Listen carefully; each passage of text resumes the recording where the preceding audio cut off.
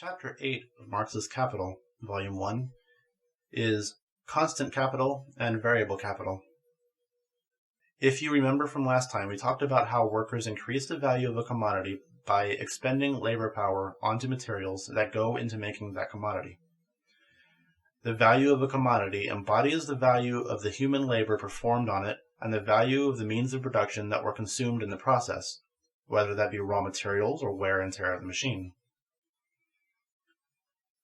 The fact that the value of the means of production is transferred to the commodities should be clear after you think about it for a bit. Let me walk through some examples. Let's say I'm a shoemaker and I want to invest labor power into making a machine that produces shoes.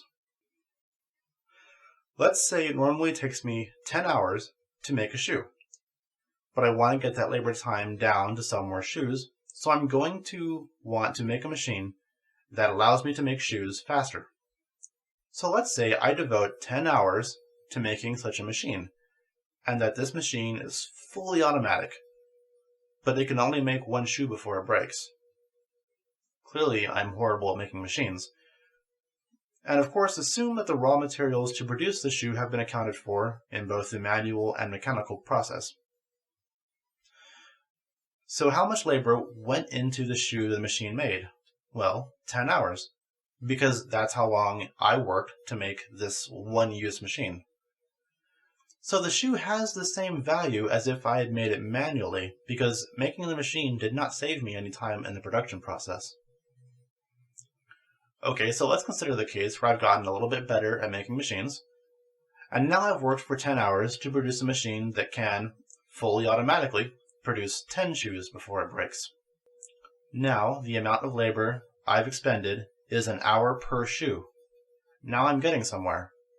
Of course, in practice, where we don't have full automation, we still reduce the socially necessary labor time of commodities, just not down to the point where the socially necessary labor time is set by the time it takes to produce the means of production.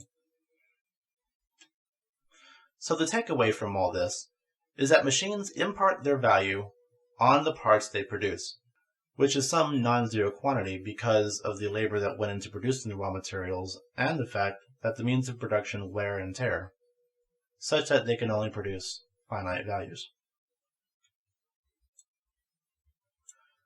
So what about the case of partial automation, i.e. the world we live in today?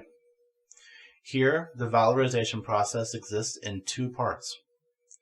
The part of the value transferred to the commodity by the machine, and the part of the value transferred to the commodity by human labor. A machine might simplify a task, reducing the socially necessary labor time, though still requiring the involvement of human labor. Think of a traditional sewing machine. It does the sewing, but the human still has to do some of the work. Let's say that again, I have a machine that makes shoes. The machine produces 1,000 shoes before it's worn down and no longer works. So the value of commodities it produces will be the value of the machine divided by 1,000 plus the value of the labor power I invest by using the machine to produce the commodity. So we see there are two components to the valorization process, that provided by machines and that provided by human labor. Machines tend to work rather consistently, certainly in comparison to human labor. So Marx calls this constant capital, and the valorization provided by human labor Marx calls variable capital. If a person gets distracted, tired, hungry, or lazy, their productivity varies wildly in a way that you just don't see in a machine that can plug away at a job for days at a time without a break. Marx also designates the raw materials as constant capital, since you can predict ahead of time how much it will contribute to the valorization process. But this allows for changes in the market value of raw materials. Like the exchange value of leather on the market may vary, but it's still considered constant capital because it's not human labor here. Another thing is that if another capitalist develops a better machine, the socially necessary labor time drops, and your machine is now suddenly not as valuable as it was, and therefore it imparts less value to the commodities it produces. Note that Marx describes the contribution by machines to the production process in these highly abstracted terms that are generally applicable. Some people who aren't as interested in reading Marx as they are trying to argue against him will assert something like, Marx could not have seen the modern era of automation.